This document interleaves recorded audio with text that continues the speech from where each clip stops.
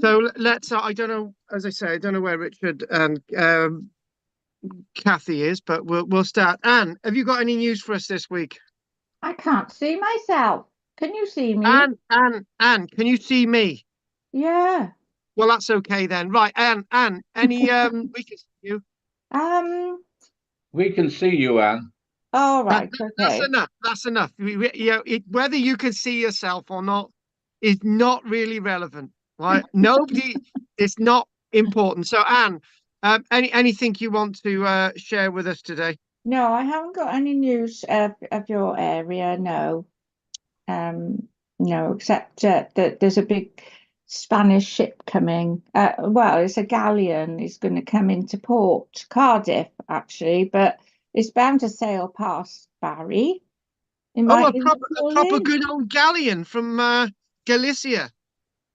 I don't know if it's where it's from, but it's a training ship and it's pulling into Cardiff, and everyone can go and look at it and go on it. Fab, And it'll fab. be, it will look like the ones that came from Spain, like a Spanish galleon. But I suppose we had them as well. And hence why it's called a Spanish galleon. Yeah. That's the only bit of news Right. I managed to find. Okay, right. Next. Peter, anything from you? Not really. No, I haven't been out. Okay. Okay, fair enough. Right, so somehow we got to get to Kate. Are you there, Kate? I don't think, well, if Richard's not there, oh, is she at Richard's? If No, Kate, can you hear me? Oh, our Kate. Oh, Yes, not Kate. Kathy, Kate. Yeah, She's taking figures out, I expect. we'll give her 30 seconds. I'm just doing this a minute. So yes, it's I've got to crack on because I got to pick up my daughter from school because she's got a half What? day in school today. Where you got all the way to? Yeah, I Yes. don't know how you cope, honestly. I really don't. Is it? No, I was filming yesterday and I had to get Yeah, to Cardiff.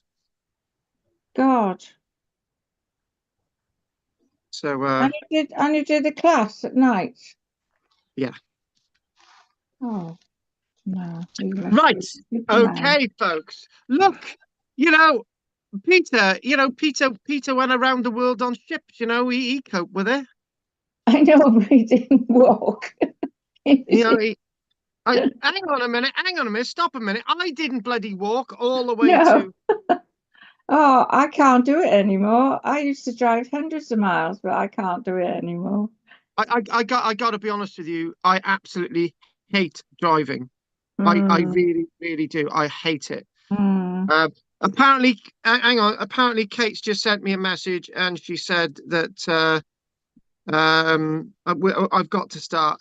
Can't figure out why I have no audio on Zoom. So I'm just gonna say um, press Mm. the mute button or go off and come back in or watch on YouTube. Right, we are starting.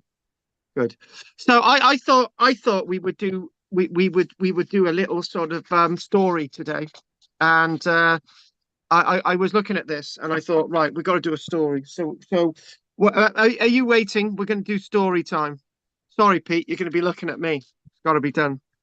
So I, But I've you didn't have a comb.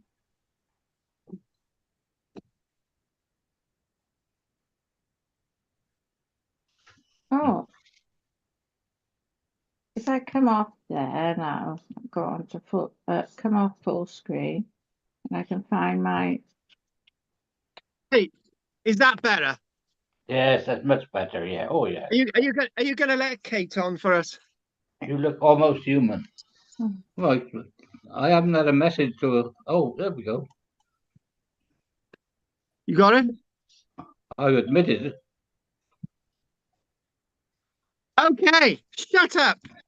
Oh, Right. oh, Bill. Bill said that he's gonna. Oh, he wants to come down. Oh, yeah. You've done. Have you done an invite to your place? What, in West Wales? Yeah. Or was that last year?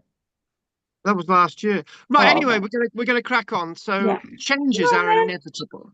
Changes are inevitable. Now, this story comes from a chap by the name of Stan Albury, and it comes from 1968. And when you then. Oh think my about it, God.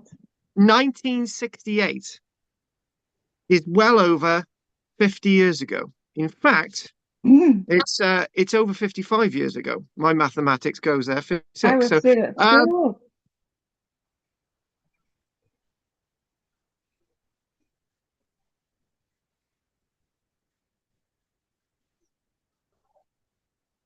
Mm. Mm.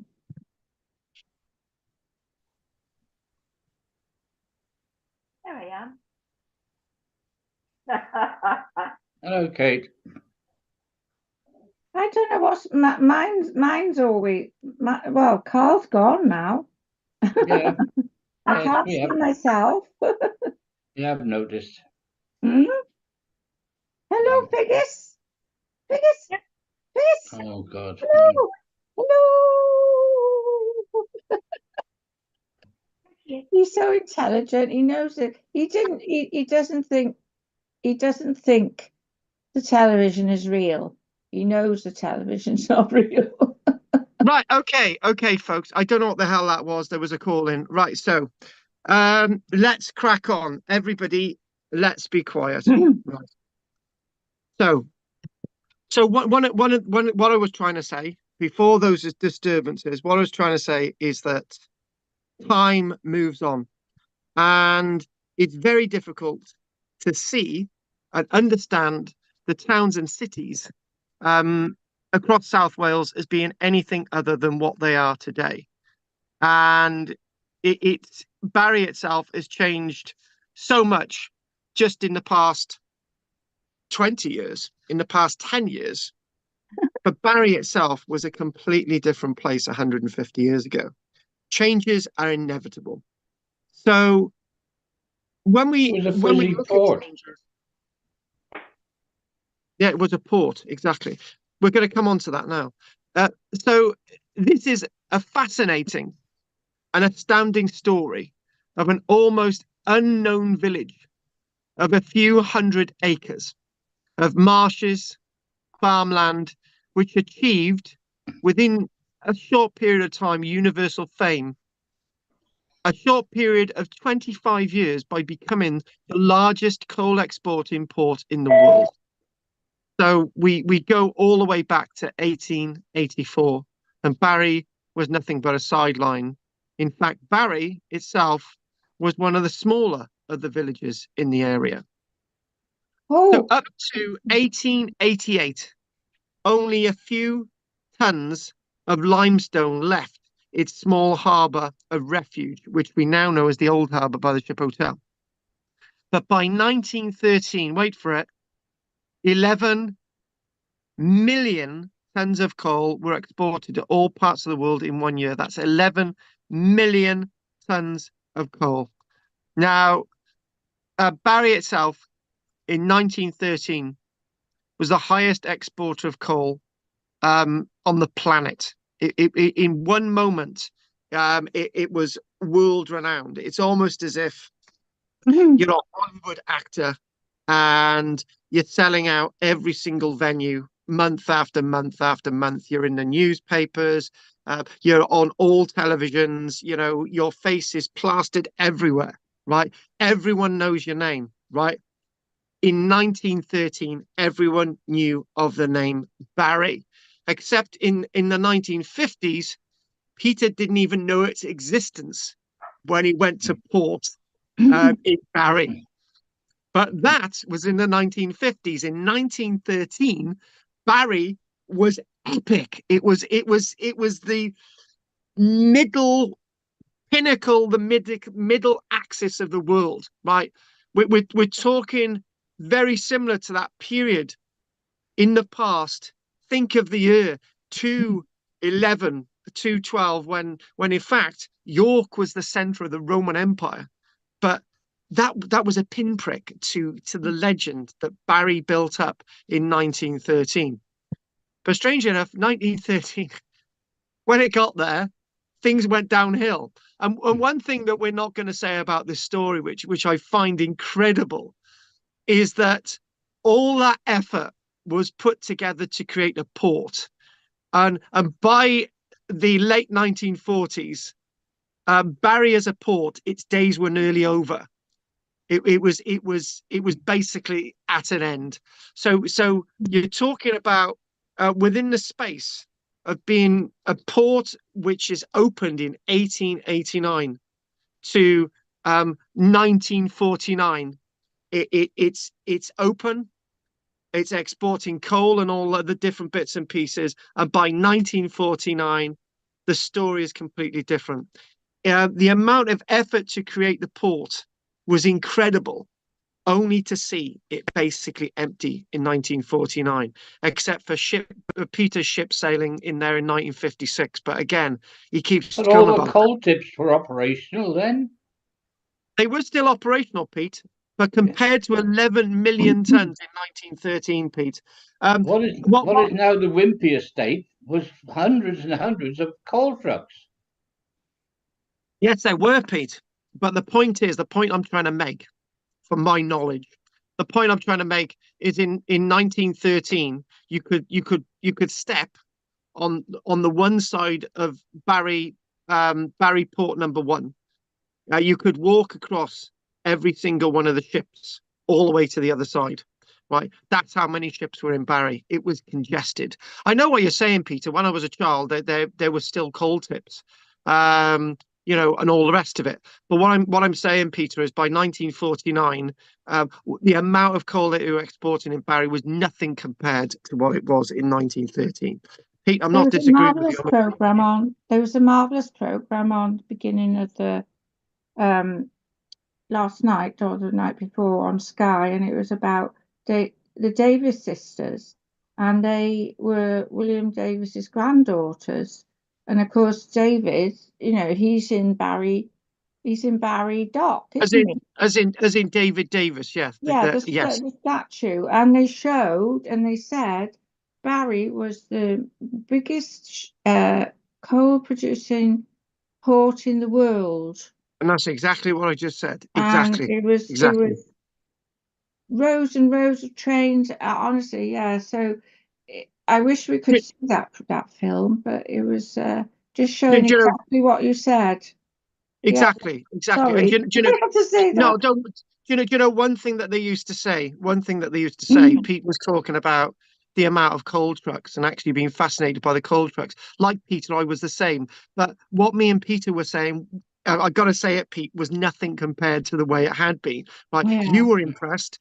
I was impressed when I was a child, right? But it was nothing. This, yeah. well, they would say, right, that a train laden with coal would leave Pontypridd, and the front of the train would just be hitting the outskirts of Barry. This is how, yeah, I know that's not Mm, possible, yeah. but the trains would be backed up all the way along the line to get to Barry. And there's a place in Porth in the valleys called Barry Sidings, because that's where the sidings were.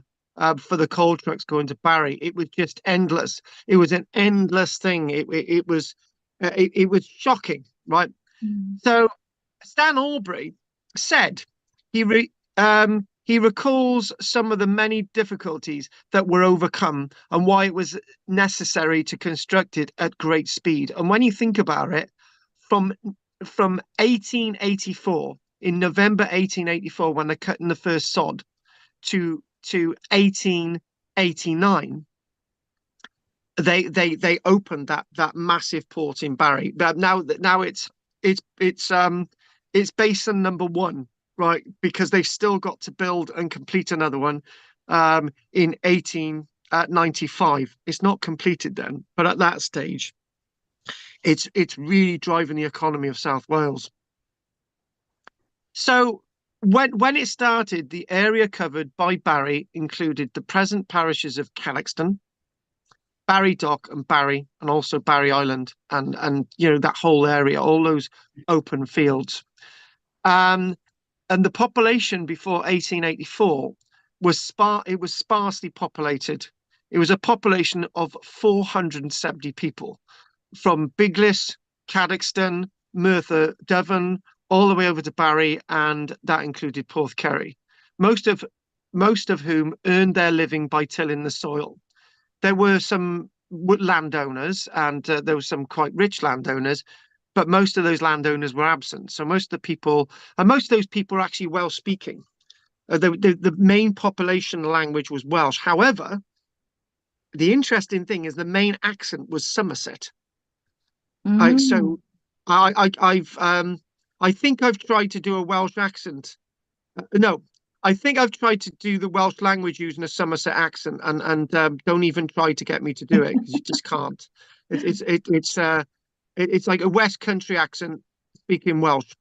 In 1880, its rateable value, the value of Barry in 1880, the tax collected in the Barry area and Barry and district is so if we look at if we look at the one side of Barry, you're looking at 2,000 acres, which the Romney family originally purchased. But that's one bit of Barry, and you go over to Cadoxton. So in quick mathematics, you're talking about 10,000 acres, and the value of that area, and being that it was mainly agricultural land, was £15,000, right? Big, stretching all the way up to Wenvo, that side, all the way over to Biglis, about 10,000 acres, including Barry Island, right? But within 30 years, the rateable value, because of residents, the amount of people living here, had increased from 15,000 to 300,000, right? So you're talking about the money, the value in tax taken had just gone up overnight. It was Mm. rarely that the villagers left their rural homes. Now that's something that we hear a lot across Wales. We hear this across Wales that people would very rarely leave the area that they came from, and I think this Peter would probably say that with Cornwall.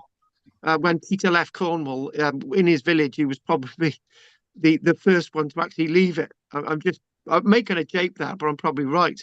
But this was one of the characteristics of Wales, and places like Cornwall and Cumbria and the islands of Scotland. The people just didn't leave their local area.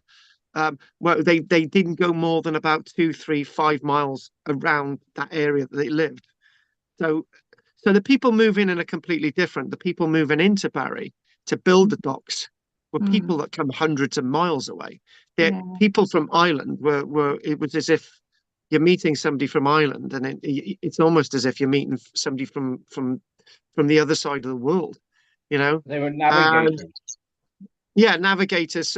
I gotta be honest with you, and can you imagine, right? Let's just say it as it is. This is the way we used to talk in the 1980s. Can you imagine seeing a Somalian sailor coming into Barry, right? Yeah. Somebody whose skin was completely different. They were taller than us. Their features were different.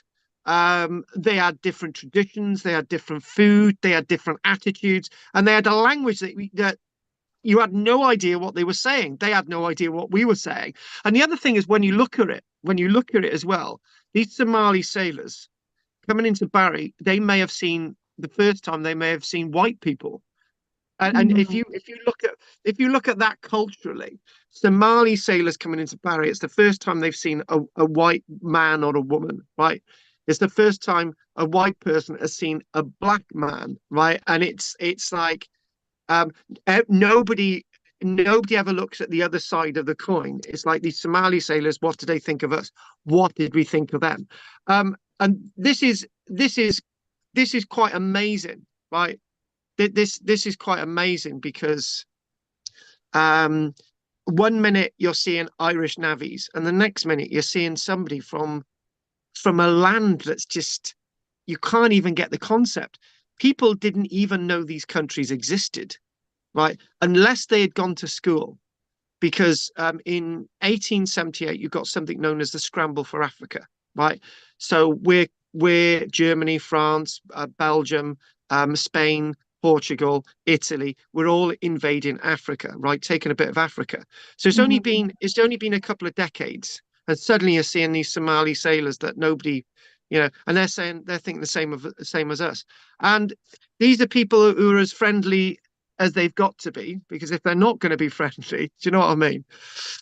So the making of the docks changed completely everyone's way of life.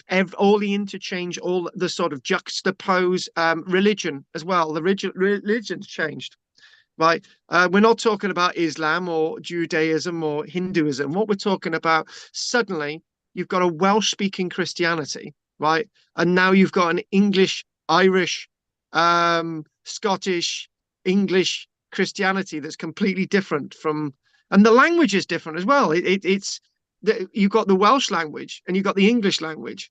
It's so complex.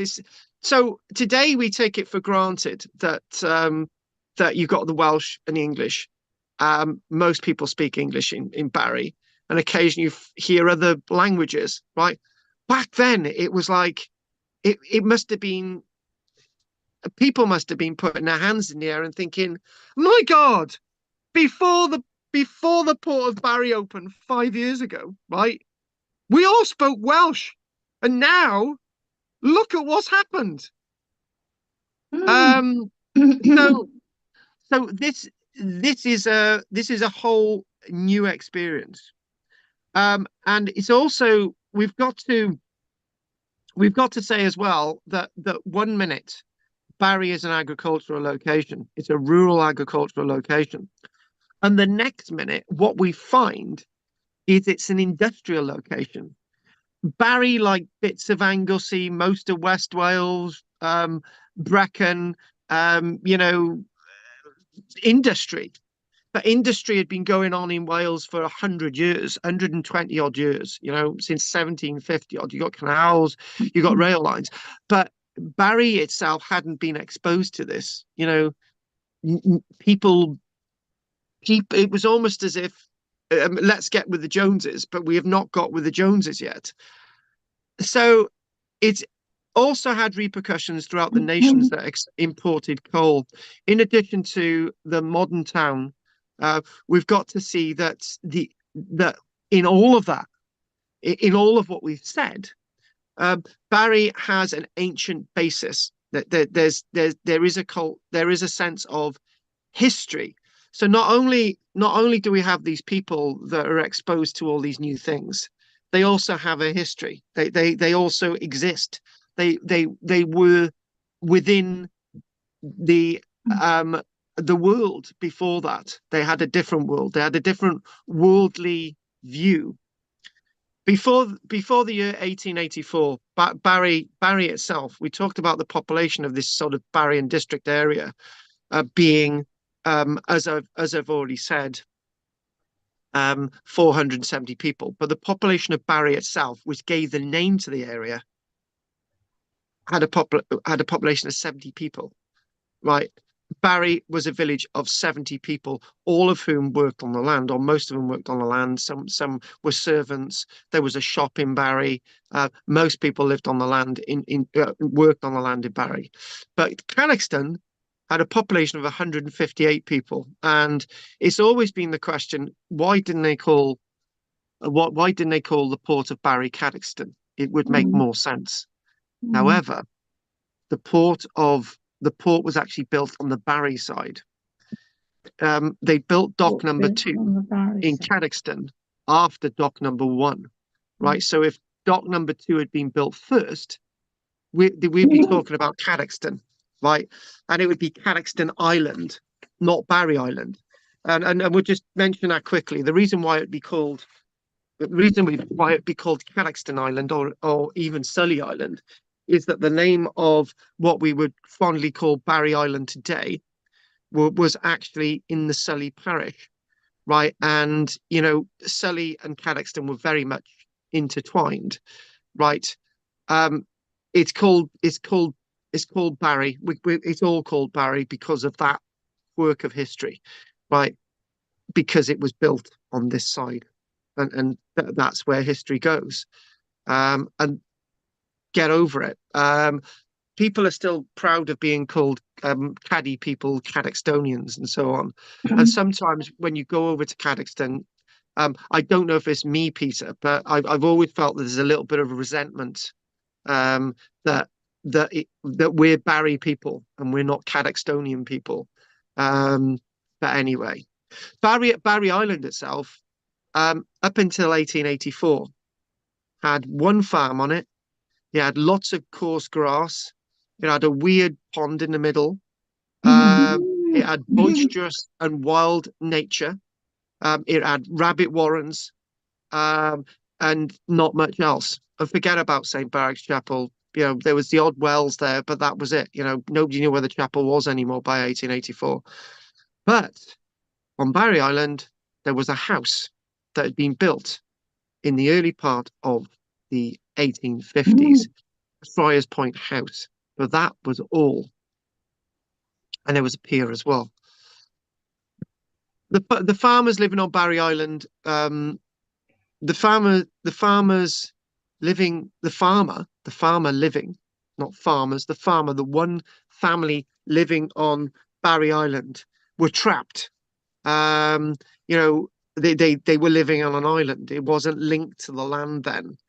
Um, and basically, the rabbits themselves or any produce was actually sent to Bristol markets rather than sent just over the sound to Barry. Right. So Barry Island, in a way, is Sully Island. We interchange those two. Is a bit of a strange place. Barry Island itself had very to no trees.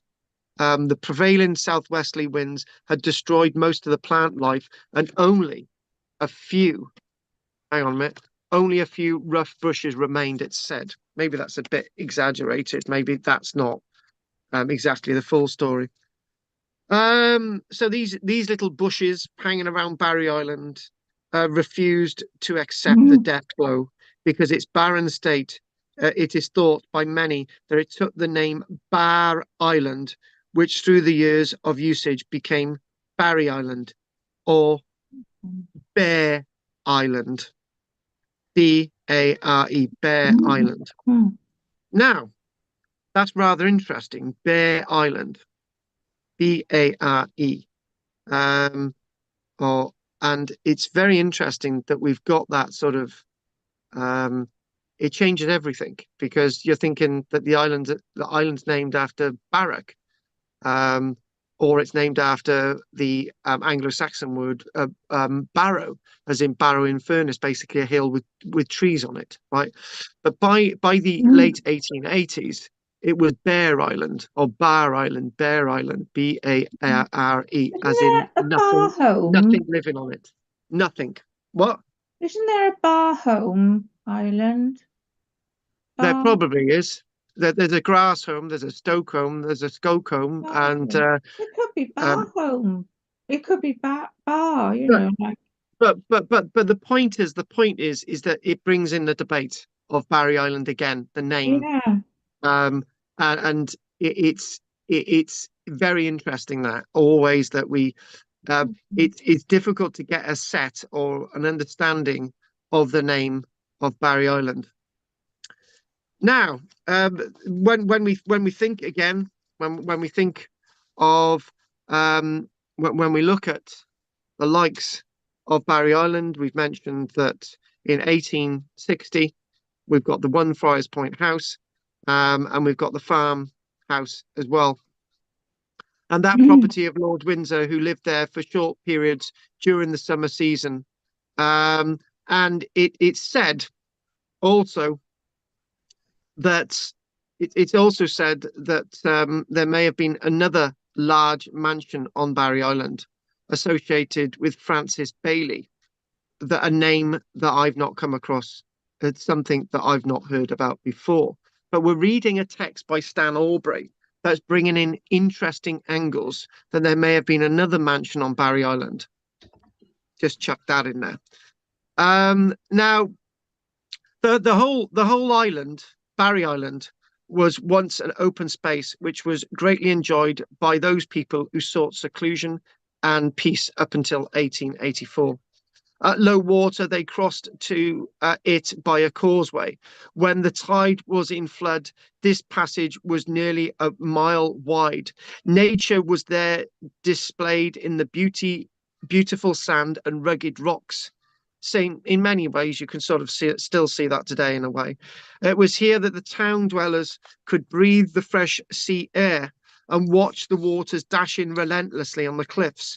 Most of the old natural charm has now vanished, but some still remains. Jackson's Bay, for example. The peacefulness has gone and a busy commercial life has taken its place.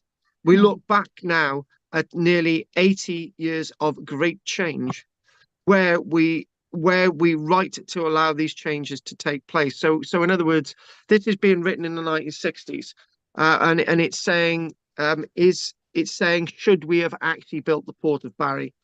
Because it's no longer in the 1960s. The port of Barry has probably got about 5 to 10% of the capacity as it had in 1913.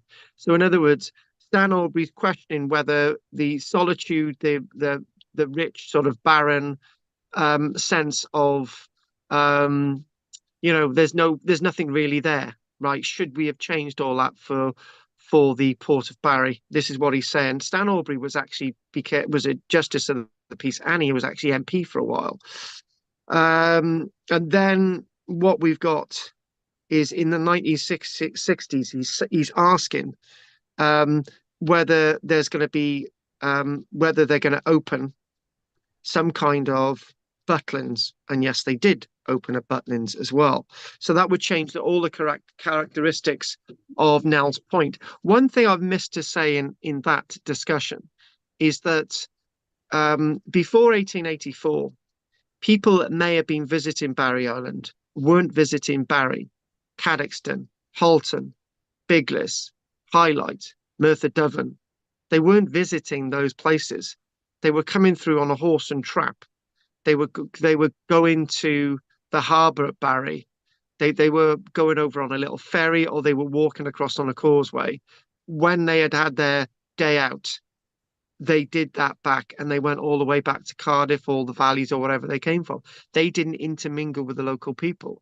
And that is another point to be made. There was no connection with the local people, right? There was no link. There's nobody talking about what the local people were like before 1884 because they weren't bothered. They were just tourists.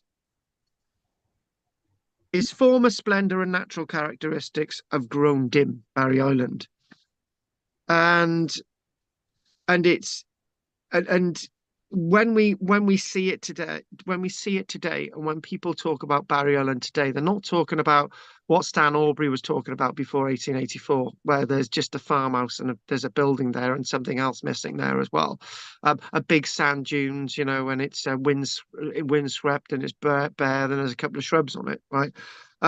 What they're seeing is the holiday resort. They're seeing the fish and chip shops. They're seeing the train station. They're seeing the fun fair. They're seeing the sand. They're seeing where Gavin and Stacey and Doctor Who and Torchwood were filmed. But what they're not seeing is what Stan Aubrey was talking about, where it was a place of solitude. There were really no buildings there. So when we see this. When we understand, he's talking about the repercussions of the world, the repercussions of the landscape, and how the changes occurred after 1884. Now, Peter, we're going to do that age-old story about Barry Island again, but this is another take about St. Barracks, right? It's similar to what we've been told, but there's a little bit more detail. So, Peter, if I may apologise, we're going to do it again, but in a different way. The rocks and coastline on the south side of the island are almost unchanged through the centuries, other than the north side. When we're talking about Nell's Point, we've just got that rocky mass of stone, and Friar's Point, where we've got that rocky mass of Carboniferous rock. It was from these beaches that St. Barak, who gave its name to Barry. Now, interesting enough, he's saying Bear Island, so he's contradicting himself. This is what people always do when they talk about Barry, they contradict themselves.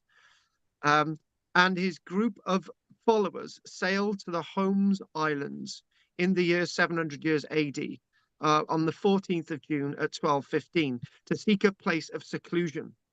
These isolated islands in the middle of the channel became the cradle of Christianity with the Vale. On these, the monks of the Vale prepared themselves for their life's work and ultimately traveled as missionaries to Scotland, Ireland, Brittany, where many churches are dedicated to these very same people. It was to the beach at Barry that they returned after their 6-week stay during the period of Lent, saying the Mass and commemorating the descent of the Holy Spirit on the disciples. It is the place also where the tragedy which caused St. Barak's death took place. He was returning in his small boat when it overturned in a squall, which basically rocky water, and he was drowned. His body was washed up on the sand by the tumbling waves and buried on the highest place on the island, which ultimately became sacred. This attracted many worshippers from the surrounding countryside who came to see the place of this saint's death and to pay homage at this shrine. Since the time of these early saints went as evangelists to Brittany, there has been a close affinity between that country and Wales. The feeling is strong and there is a close resemblance between the languages. So again, we said that again. We've given you the story, and the story of St. Barak is his voyage to the Holmes Islands, his tragic death, and the establishment of his shrine on Barry Island is among the most fascinating of all the narratives which have come out of the Vale of Glamorgan, and from the seminary of which he was the head 12 and a half centuries ago, 13 centuries ago. So when we're looking at that, I mentioned a question last week. Was there already a chapel? Was there already a place of worship at where St. Barak's Chapel is today, where this body was purportedly buried?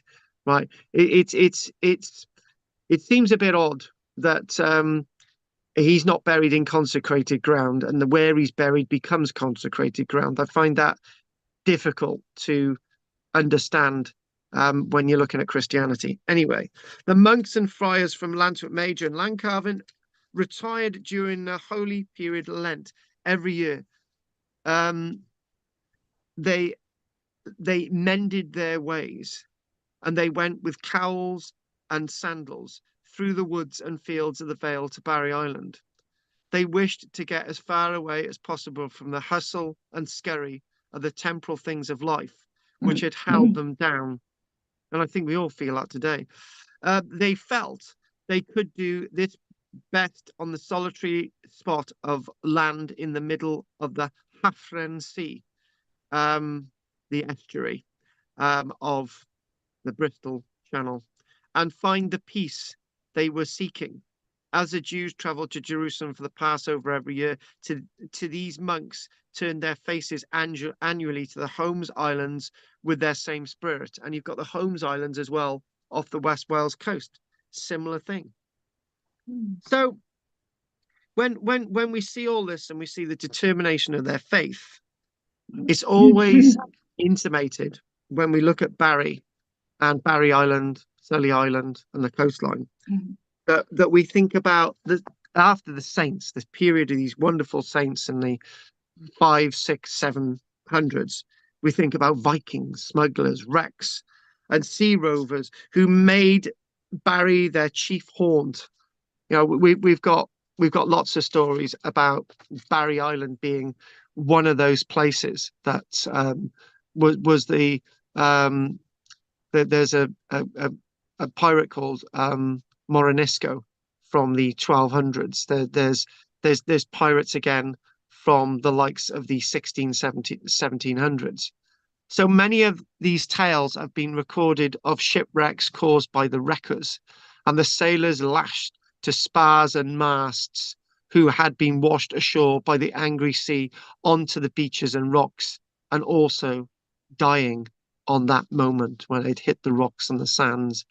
Um, and when we seek out these fragments in remote and recent history and past, it's always wreckers and pirates and Vikings that really makes the whole thing come alive.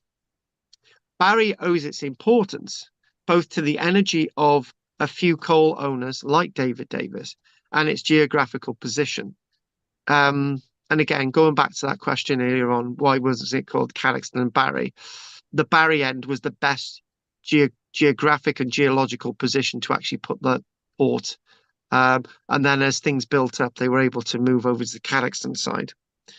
If either of these had been lacking, there might never have been a dock here at all. So we've got two things I want to chuck in here. Now, Barry itself was not the only place along the South Wales coastline that could have been Barry. Right, there was a scheme to build a harbour at Tresillian, which is near St. Donat's, between St. Donat's and Barry. They actually started building buildings there. They actually started working in a bay there to sort of make it into a harbour, but that didn't come off. And then the other question, and there's thought that Aberthaw would have become a place, but it was not deep enough. Penarth was already up and running. Cardiff was up and running. Porthcawl was up and running. They may have chosen Llantwit Major. Could you imagine what Llantwit Major would have been like if the harbour had gone to Llantwit Major? But it may not have gone to Llantwit Major because, as Pete will tell us, the southwesterly winds would have smashed the ships on the rocks as they tried to enter any big harbour at Llantwit Major. So where would it have gone? That's the big question. It could have gone over towards Sully Island. We don't know. But the question is, what would Barry have been like without the port? How would it have developed? And the answer is, it's very difficult to see that picture. The train line came to Barry because of the money that was available after the port was open, right? And also the investment to bring the train line in here whilst the port was being developed as a port, right? So the money wouldn't have been here to bring tourists. There would have been no train line coming to Barry. It just wouldn't have happened. It would have probably stopped at Sully. And there would have been, St. Mary's Well Bay would have been bigger than it actually eventually was. So and there would have been a small thing going on at Sully. But how would tourists have got over to Barry Island? There would have been no money. There would have been no real money to take tourists over to Barry Island. It just wouldn't have happened. And I think if we look at Barry, it would have probably been a little bit like Sully, but smaller, because it wouldn't have had a train line. It's difficult to conceive what it would have been like. It wouldn't have been like Llantwit Major. It would have been much, much smaller. It wouldn't have been like Cowbridge. It would have been much, much smaller. So think about that. Try and understand where we're going with that. It was a combination of the two that brought it into its existence. These men found a great marsh through which the Barry River flowed. In this marsh, the engineers excavated deeply to lay the foundations of a great harbour with its warehouses and everything that goes alongside it. They made it the finest port in South Wales. Again, that's when you look at Barry now, it's very difficult to feel that, but it was the finest port in South Wales. These engineers also connected it with the great cities of the country by the construction of railways and roads, and it soon became well known both in our own and foreign countries. So the birth and growth of Barry itself is a place where we live today, most of us. And we still get the fresh breezes of Bristol channels they would have always have had. When we look at the phenomenal growth of the town as it evolved from an unknown village of a few thatched houses with a tidal harbour of refuge to a place of world renown in a quarter of a century. So we see something You know, after it opened, within 25 years, it was the place. It was a huge industrious place. Until the making of the dock, Barry was practically off the map. And I'm saying that it would still be off the map today if it wasn't for the port. Few people knew about it, and few people would know about Barry today if it wasn't for the port. And the history books say little concerning Barry before 1884. Few historians made um, few historians made any reference to it. There's little bits here and there, but nothing much. In their investigations, they travelled along the main South Wales coast and not along the coast through the Vale of Glamorgan. Even John Leland wrote about Barry as it was in the 1540s from the sea. He didn't actually step foot on land, and we get those mumblings that you could see the top of a castle, Barry Castle, and the way he was sailing up towards Bristol, he saw that there was some kind of church-like structure which he mistook for a Friar's Point, which was further on in the island, and he obviously wasn't looking when he passed the Caxton end, right? Until and when we think the construction of Barry Dock was a remarkable achievement, especially when we remember that it was carried out when the heavy mechanical appliances for excavating now in use were unknown. So in many ways, Barry was in the navies was constructed by hand. They did have they did have they did have steam engines which were used as crushing implements. And dragging and all these different things. Like there were trains involved, steam train engines involved in the construction of the docks. But there were cranes. There were steam driven cranes, but nothing like what we've got today. And I'm going to say it. I'm going to say it. I don't believe Barry could be constructed today. And you can argue as much as you want with me, but I don't think it's possible for Barry to be constructed today. Even though we're saying that we've got the technology, right? I don't think that we've got the know-how to do it. And that's it. I'm going to say it as it is. And I've What always about all thought the that. sand? You know, there's not a lot of sand, Barry, is there? Like, you've got to have creeks, haven't you? You've got to have inlets, really, to make a harbour. But You know, like, yeah, I understand. I understand what you're saying. Basically, what they did, Dan, they dug it all out. So what they did, when you look at the old harbour today, and you've got the ship hotel, as you're going over the embankment over to Barry Island, if you look over from your car, you can see that there's like the big car park on the right. That they that itself, right, um, is is where lots of the sort of train engines and carriages were. And that was built up. But as you're going over towards Barry Island, right, on the left are now a load of houses, right, red brick houses. And just beyond there, you've got where there's Asda. And where Asda is, they built a dam, they built a big embankment, right? So what after building that big embankment, on the other side, the Caxton end, they built a breakwater, right? And they blocked it all off and they drained all the water out. And when it had drained out enough, they took all the mud and crap away, right? And then they started digging the rock out. And as they started digging the rock out, they started building up the side walls and all the earthworks and stoneworks that they required for actually building the docks of Barry. The entrance to Barry Docks are sheltered from the southwesterlies by the headland.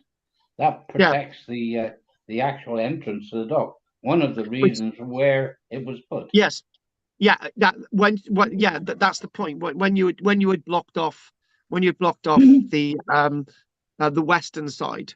Like Peter's completely right. When you blocked off the western side, you were not accessing it from a south westerly. Like you were accessing it from a southeasterly, right? yeah, the southeast you're accessing it. Yeah. So after you'd gone round the headland, right, you're sheltered, right. So when you go over around the headland of Nell's Point, right, you're sheltered from Yeah. Pete's very, very right. I When think it going was a when good going place to to build a Flatholm, harbour, compared to. Hang on, Peter, go on. when going to Flatholm from Barry, as you pass the shelter of the of the headland, then you feel the waves and the sea. So Yes. that headland shelters the whole that Mm, area and mm, allows safe entrance to the island to the mm, harbour. And the thing, and Peter's completely right. When you leave Barry Harbour, as Peter's done a lot more than me, but I've done it a number of times. When you leave Barry Port, Barry Harbour, um, when you say Barry Harbour, you think it's the old harbour, no, Barry Port, and you think everything's fine. You think it's going to be a good ride, don't you, Pete? Yes. Until you get beyond that, and the suddenly the boat's going up and down. Right, it's just it's like a matchstick in the sea. It's just going up and down. You think, oh my God, it was fine. I want to go. And it's too late. You can't go. You can't turn the boat around. You just got to keep going. It's too late. It's too late.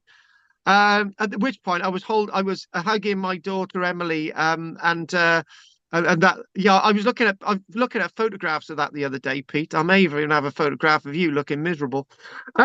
So finally, what we've got, finally, we can say, oh God, I've lost where I am.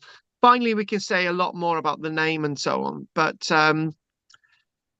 we look at this, and there are a few names of people that are responsible who had who had foresight and who had foreseen that Barry was the place. And actually, I got to be honest with you. Um, the first scheme for Barry Port was actually rejected, and it was actually last minute luck that it went through Parliament. It was luck. If there were a few people in Parliament who said, "Oh, we're not going to do this," it wouldn't have gone ahead, mm, and history would have again been different. It's very difficult to see how they would have been able to get that amount of coal out of Wales without building Barry. Barry needed to have been built. So in other words, what you're saying, out of Cardiff, out of Newport, out of Porthcawl, out of Penarth, and even a little bit out of Aberthaw as well. They were on capacity. They they they they had hit capacity, right? So with another million tons, right? All those ports would have ceased function because they wouldn't have been able to cope. There wasn't enough infrastructure. You can't. But uh, Cardiff is Cardiff is limited, right? With the amount of train lines you could put into Cardiff. Newport isn't as limited, but you can see that Newport's restricted as well. So they achieved in Barry in a very short time something that was unexpected, something that couldn't be done, and they did it. What they did and how they did it is a fascinating story and an amazing story. This tiny harbour of refuge could could only take vessels up to 30 tons and was practically unknown outside the Bristol Channel as it had been before the Barry port. It became world renowned in a few years, and its fame was spread over the world by the sailors who visited it, in and out. And in those 25 years, 1913 again, that whopping figure, 11 million tons of coal in 1 year. And that 11 million tons, this is another fact, wait for it, 11 million tons in a single year in 1913, exporting that has never ever been surpassed anywhere else on the planet since. That is a world record. And it must be in the Guinness Book of Records as well. That's never ever been surpassed. Like with all the industrial processes in the world, nobody has ever exported 11 million tons of coal anywhere else. Nearly, The wait Taff for it. Vale Railway was built to bring the coal down from the valleys, from all those coal mines in the valleys. The Taff And it all Vale Railway line. and it all became known as that as well. mm, nearly 4,000 vessels left the port in that year. 4,000 vessels. 4,000 vessels leaving the port in that year, to every nation around the planet. 4,000 vessels. So that's vessels actually dealing with coal, right? Barry was dealing with other produce as well. But produce needed to be brought into Barry to feed the people, right? So we're not talking about the 4,000 ships that are dealing with coal, the collieries. We're not dealing with them. We're dealing with the other vessels as well. So you could think, oh, 4,000. If you divide that by 365, that's not a lot of ships. But they needed to be filled up. They needed to wait for the tide. So yes, you could walk from one side of the dock to the next, just walking across. Finally, the valleys of South Wales were, during the last 2 decades of the 1800s, and the first 2 of this, hives of industry. The railways leading from them to the coast were throbbing with activity, both night and day. Over 250,000 men were employed in digging, trimming, and exporting these black diamonds in the mines, on the railways, and in the ports. Barry played a vital, if not key, role in the industrial development of South Wales in the late 1800s and early 1900s, and it cannot be misunderstood that in any way, shape, or form. In that moment, we're finished. Right, let's call it a day now, and let's see if there's any questions. Why are we looking at Kate's backside? Right, Kate, anything you want to say? No, I've said what I wanted. And we're looking at beautiful Kate's house. No Ruth with you tonight, Kate. So, Kate, anything you'd like to say? I don't know what's happened to her. I spoke to her last night and she said she'd come up. Okay, anything you want to ask now? I can't think of anything. Is there Okay. anybody to ask for? What's that? If I go to Lansford today, is there somebody I should ask? All right. If you go to Lanswit Major, right? I will send them an email now. And Lanswit Major, they're open after 2. Yeah, they're open after 2. So 2 till about 3:30, I think it is. So if you do go to Lanswit Major, I will send them an email now. Is that the medieval building? It's the town hall. It's the town hall. Yeah, it's the town hall. Okay. Anyway, anyway, I really appreciate that. I will tell them. I will tell them that you're on your way. Brilliant. Okay. Okay. Thanks for that, Kate. I'll call them after this. And Anne, anything you'd like to say? No, it's just it's surprising how much we don't know about Barry. People who don't live in Barry.